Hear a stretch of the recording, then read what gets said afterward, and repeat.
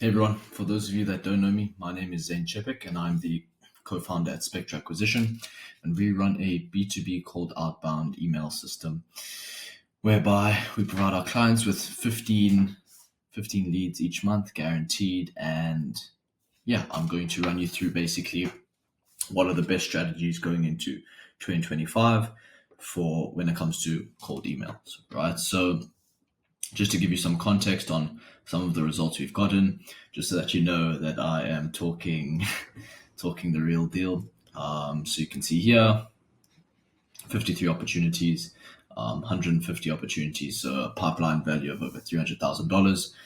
107 opportunities, 2.5% reply rate, 33% positive reply rate, which is always a good number. Then obviously 69 opportunities, 47 opportunities, 6.2% reply rate, and 107 opportunities again. So yeah, you can see that I know what I'm talking about. So yeah, let's dive into it. Firstly, you might be wondering if cold email is even the right way to go, right? So there's obviously, in terms of like direct, tangible, immediate results, you'd probably be looking at three options, right? So there's LinkedIn, there's ads, and then there's cold email. So obviously there's content and that sort of thing. That's obviously more of a long-term game, and that will come in due time. Obviously important to also keep in the mix. But let's talk about direct results here. So when it comes to LinkedIn, right? LinkedIn outreach can be very time consuming, or let's call this LinkedIn slash DM, right? Because that could include Facebook DMs and that sort of a thing, which works nonetheless, but it's very time consuming. So you're probably going to have to hire a VA depending on what point in the business you're at. Obviously, if you're starting out, I would recommend including all of these. Maybe not so much ads because it becomes a bit expensive, but yeah, it's very time consuming and then very limited in terms of volume. So I believe with LinkedIn, you can only send a certain number of connection requests a day and then messages without your account being banned. And yeah, that's when it starts to become a bit of a problem, and you're really limited in terms of the volume.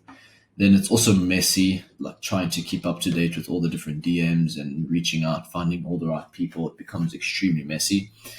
Then obviously there's ads. Now ads is something that you should probably look at once you're doing $20,000-$30,000 a month that you can spend your money on, right? Because essentially you're going to be wasting a lot of money on testing and that sort of a thing, where it just becomes like a bit of a money pit. Obviously, if you have the money to put aside to it, then that's ideal. But at the end of the day, from like a $2,000 ad budget, you'd be looking at getting like 7 meetings, so a cost per meeting of around $300, I believe, which becomes a bit expensive. And then obviously broad targeting. So you aren't able to choose exactly who you want to target, right? You aren't able to say, okay, I only want CEOs at X companies or whatever the case may be, right? You're kind of putting out an ad and hoping that it attracts the right people. Now, cold email, obviously our bread and butter and what we reckon is still the best way, even going into 2025 with all the restrictions and everything that are in place. It's definitely the best way to go about getting traffic to an offer of yours, right? So firstly, it's affordable. It costs like $300 to send around 50,000 emails a month. So you're looking at a cost per meeting of roughly $20. So it's really, really cheap. Firstly, obviously it's quite a big system to set up, but that's obviously what we've built our agency around, is getting that all done for you. So it's completely done for you if you do end up working with us. But in terms of decision makers, you're able to target whoever it is you're trying to get a hold of, right? So whether it be co-founders, founders, CEOs, CMOs, finance officers, whatever the case may be, you're able to target them exactly, right? Because you're picking out the list of people that you're reaching out to. So it's really, really hyper targeted. And that's obviously the best way to go about it. Now, that's pretty much an overview of how all the different things that you could go about doing cold outreach for. Now, we've come to the conclusion that cold email is the best, but how do you go about doing cold email, right? So cold email really compromises of three key parts: deliverability, copywriting, list scraping, There's also inbox management, so just like managing the inboxes, but that's relatively easy if you know what you're doing, right? If you know your offer, you know your company, then you're just responding to emails. But let's get this sorted, which is the most important part, and what people struggle with most is actually getting interested people, right? So deliverability, most important part, because you're not wanting to land in the spam box, because essentially you could put your offer out there, you could spend thousands on putting your offer out there, but if it's not getting into anybody's inbox, then it's useless, right? Think of it like putting up a billboard in the middle of a desert versus a highway. You could spend millions to put it up in the desert, but no one's going to see it. So yeah, it makes sense to put it up on a busy highway, of course. So that's obviously where this comes into place, deliverability. So you want to set up all the relevant records. Now there's softwares that do it for you. If you're able to do it yourself, it's obviously better. The automated softwares do sort of take, it's not as great as if you can do it manually yourself. So obviously just try and look at doing it manually yourself. But if not, just get one of the softwares like MailScale or the likes of that to do it for you. I believe there's also, there's another software that gets Google domains for you as well, which is quite cool. So look into that, and then obviously warm up. Most important, you have to warm up these emails for 14 days before you actually start sending anything on them. Because essentially what that warm up will do is it'll send your email to a whole bunch of other emails, and it'll send and receive. And basically it tells the email service provider that this is a legit account. It's real. Don't worry about it. That sort of thing. And for that, we use Instantly AI, and that's pretty much the software that we use to send all of our emails to. So yeah, then from there, just at a high level in terms of setup, you're looking at 2 to 3 emails per domain.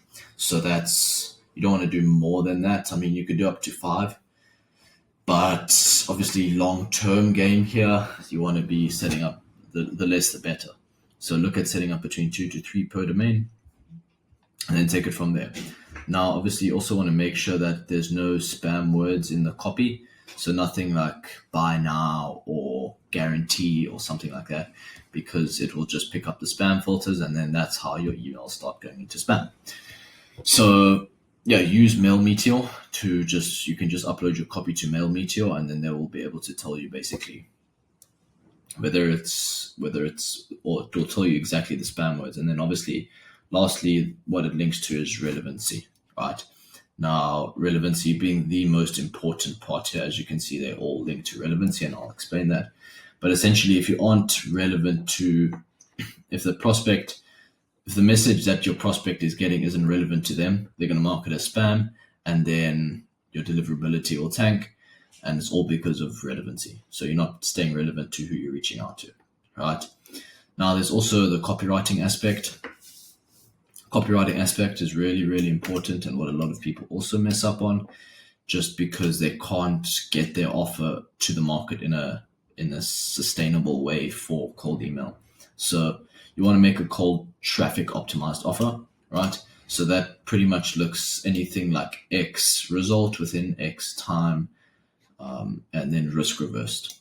So you want to do that. You also want to include testimonials in the email. So not like copy and paste a testimonial that a client said, I loved working with X and so whatever.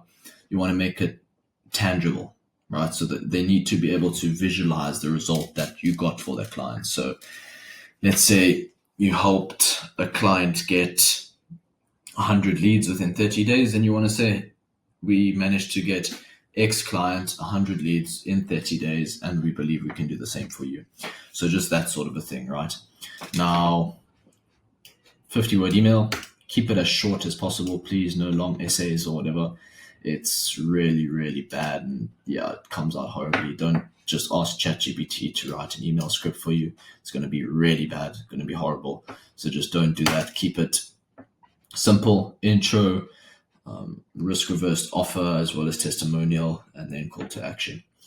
Simple, does the job, it works well. And then obviously a soft call to action. So something like, are you interested in learning more, or is it fine for me to send more details? And then lastly, linking to relevancy. Once again, you want to make the copy relevant to who you're reaching out to. So if you're reaching out to plumbers, make it situated around plumbers, the copy, right?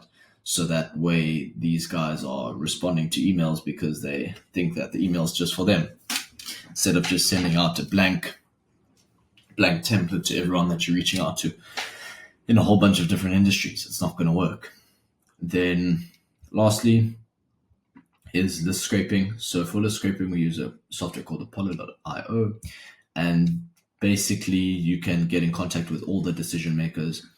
So whoever it is you're trying to get in contact with, you can scrape their details. So whether it's, like I mentioned, CMOs, CEOs, CFOs at sustainable brand companies or local businesses, chiropractors, whatever the case may be, you got to have that targeting dialed down to the T, and make sure you got to link that back to the copywriting, right? Because essentially you need to be writing the copy around who you're reaching out to. Most important part, relevancy. Then geography. Obviously there's USA, Canada, UK, Australia, Middle East, Asia. Now those are all sort of regions we've seen success in. Now USA is quite saturated, so if you have the opportunity to reach sort of niche markets, then definitely go for that. But other than that, just stick to the big guys. Obviously, time zones come into play. Please make sure that you're sending the emails within their time zones, so you're not sending emails at like 3 a.m. at their time. It's also really, really bad. Then, obviously, understanding ICP. When it comes to list scraping, you need to get that ICP, understand who it is exactly to the T that you're trying to target, right? Most important part.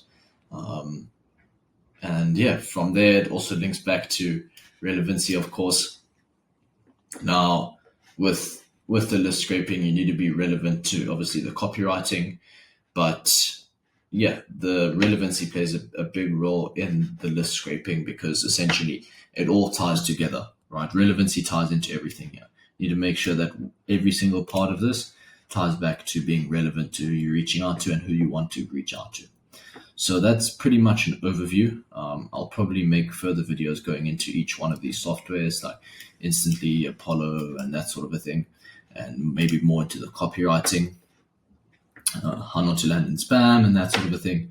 But yeah, if you're a B2B business looking to get more leads and you're not looking to worry about all of this nonsense here, we do offer a done for you service, completely pay on results. No upfront, no setup fees or anything like that. Completely pay per lead. So if you're looking for a pay per lead sort of a solution, check out our website. And yeah, we can be in contact there. And yeah, you can check out our website here. I'll list it here. Spectra acquisition. Okay, that's really tiny, so that's great. SpectraAcquisition.com. So let's just take a look here. Cool.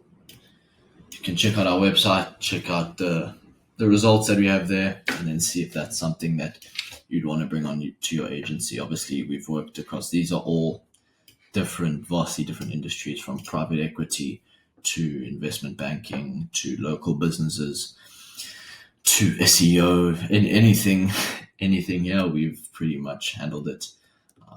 But yeah, hope you've gained some value from this video. If you have any questions, let me know in the comments below. You can also find me on LinkedIn or anywhere like that. And then, yeah, keep an eye on, subscribe, obviously, to get the further videos going into explanations of all these. And then, yeah, hope you have a good one. Cheers.